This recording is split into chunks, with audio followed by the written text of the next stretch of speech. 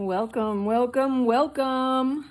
Today I'm painting on canvas, so I'm going to mark off the dimensions, 4.5 by 8 inches on my piece of canvas. This was a scrap of a big, huge painting that I did for Hermes windows, and I kept all the scraps because one day I was thinking I would use them.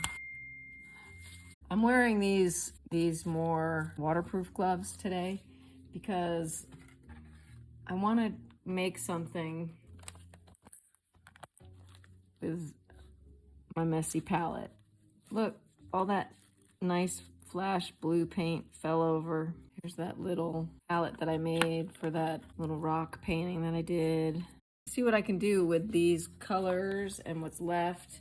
The talk that I saw today online was live with Jenny Saville and John Currin and Dana Schutz about Willem de Kooning, and it kind of inspired me completely into just wanting to attack this because, you know, Willem de Kooning was an abstract expressionist. They talked about him pushing the paint. He used oil paint. I'm using acrylic, and I also want to, like I said, I want to clean up my palette. So all this blue flash paint that fell in there, I'm going to try to scoop it out and get it on here. It's going to be a heavily blue painting. Oh, maybe we'll make a woman in honor of Willem de Kooning, who is famous for his woman painting. It'll be my woman. I do it. Those were my first words, my mom said. Ugh, that orange and blue make this like yucco color. Ew. The artists today were talking about working wet on wet. Some pink. It's almost gone. Ooh. Really going far out here. I'm gonna rein this woman back in. I feel like she's kind of has her arms crossed, flying all over the place here. Now let's abandon this de Kooning idea completely for something more authentic to me, because I don't want to just make a bad de Kooning, you know. I want the painting to tell me what to do. I'm not saying de Koonings are bad. I'm saying if I tried to make a de Kooning right now out of this mess that I've made, it would be bad, probably. But instead, I'm abandoning that idea of making something that resembles a de Kooning. That was just like my inspiration point. And now I'm off and running.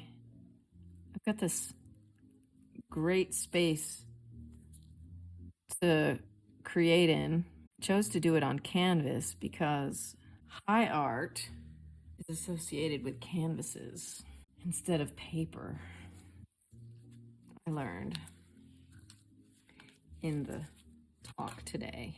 Kind of more of a, I'm not letting it go though, the woman thing, because like it's kind of like her head is up here.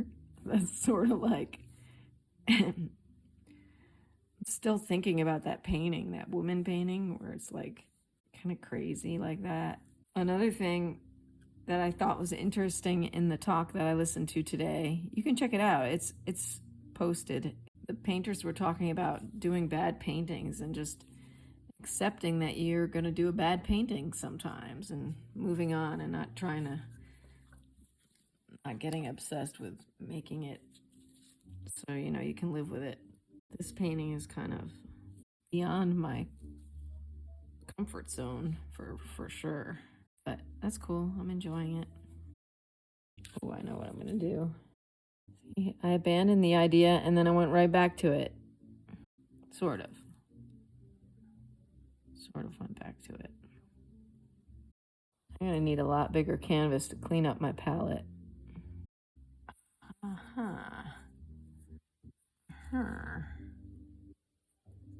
Right, got the rouge flou. See, her hands are crossed. Looking very strange. Oh. I'm not exactly sure. Yeah, maybe this is going this way.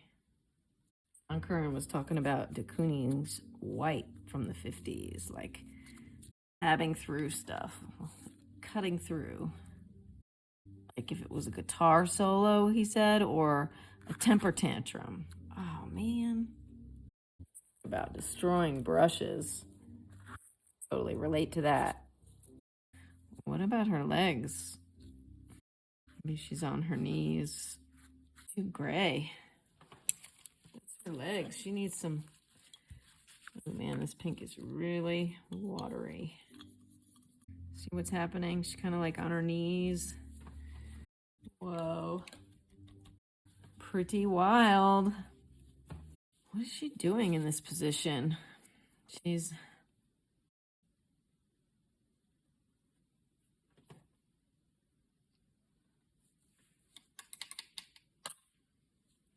Where's the yellow? Oh, here's some yellow. Come in. Making YouTube? Yeah. Making crazy painting. How are you? I wrote that guy Frank Riley. Said, hey, just to thought might say, calling to tie up a loose end. Oh, nice. And got my record coming out on September 5th, and I'd like to go back to the UK and Ireland where I've had the most success. And how would somebody be able to get an opportunity from you to see how I go about doing that? Nice. That's good. Yeah, it seemed right. It seemed natural. See if he ever writes back. Yeah. You know, because the last time I wrote it, he's like, yes, the end of the year is crazy. Let me listen to this. Give me time. Yeah. And I was like, hey, just to tie up this loose end here, you know, the record's coming out. Red Eye distribution worldwide, basically sub-distributed through Three Lobe. You know, what would I ever have to do to get an opportunity to work with you? Yeah. How did you send him the music the last time? Don't know. Oh, do you want to send it to him again so he has it? So that it's in an easy place for him to find it? At this point, I don't want to write back again. Oh. Okay. I'll send it to him. He's got it. It's a link. It's a Dropbox link. Oh, okay, okay. He has it from way back. Okay.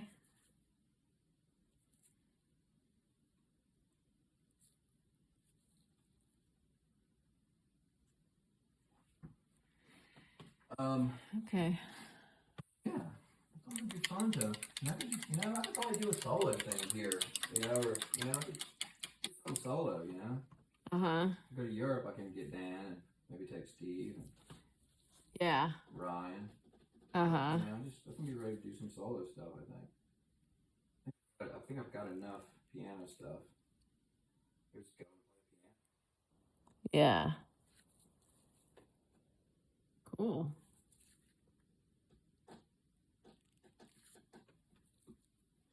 Yeah, you're gonna be a big YouTube star. I'm gonna still be a music star yet. Good. I'm gonna be a big painter. I was listening to those painters talk, and I was like, I totally understood all that they were saying about paint. It was like, there's no difference. It's like, we're all just like obsessed with pushing paint around in different, different styles, but like, it's all the same, just pushing paint around.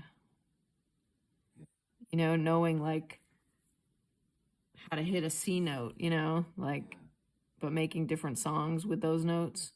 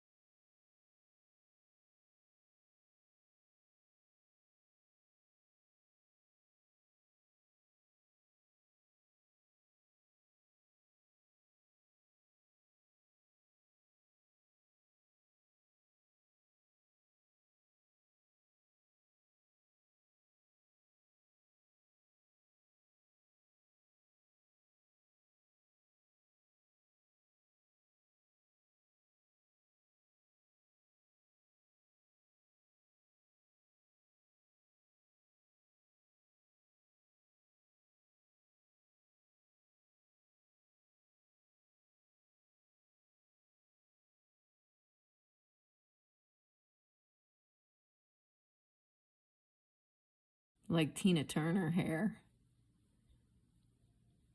Remember Tina Turner's hair in the 80s? I'm your private dancer, a dancer for money. Hey. Hey. I'm just gonna have some simple angel hair and tomato sauce, I think, for dinner. Okay. I'm gonna go make that now, I think. Okay. Any thoughts about that? That sounds great. Nothing special, though. Yep. Nothing special. Sounds great. Saute some garlic and onion in it? Only if you feel like it. Doesn't matter to me. I'm your private dancer, a dancer for money. Do what you want me to do. All right. That's totally off the wall, isn't it? That's what I got. That was inspired by Dana Schutz, Jenny Saville, and John Currin talking about Willem de Kooning. Yep, let's get it. Let's change the context. Let's clean up the background. I just realized it needed a little bit more something. Okay. Now.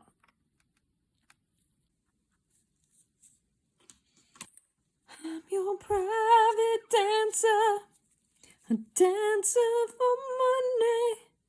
All right. Once again, it's time to wrap this up. Time to wrap this baby up.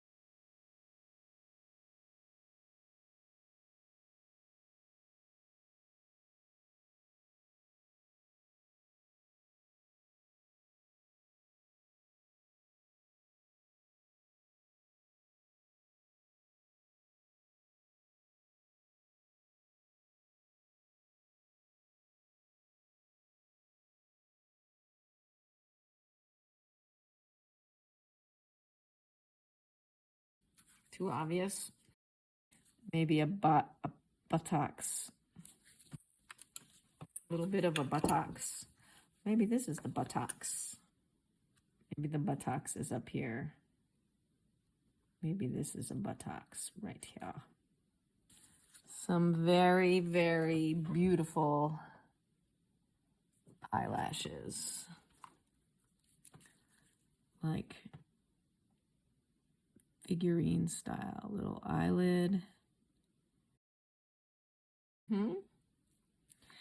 I'm your private dancer, dancer for money. Let's put some more of that Tina Turner hair in there. All right, I like it. That'll work. That'll work.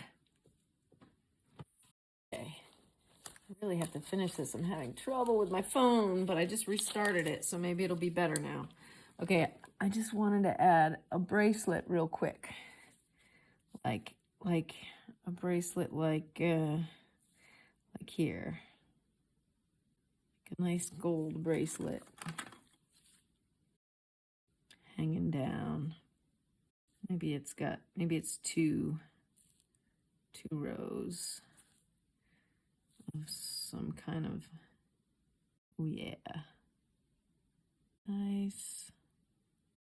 gold or beads or I don't know what. Let's put some highlight on there. And let's put a little detail of brown, reddish brown. I think we're real close. Time for our secret message. Yeah. Ready to rock. High art, low art. Who says? Who says what's high art and low art? It's really subjective, isn't it? All right. There we go. Please like and subscribe. There she is. My woman inspired by hearing, Dana Schutz, John Currin, Jenny Salville, and a curator speaking to each other at the Gagosian Gallery about Willem de Kooning's work. This is what their conversation inspired. Thank you, and I hope to see you tomorrow. Have a great night.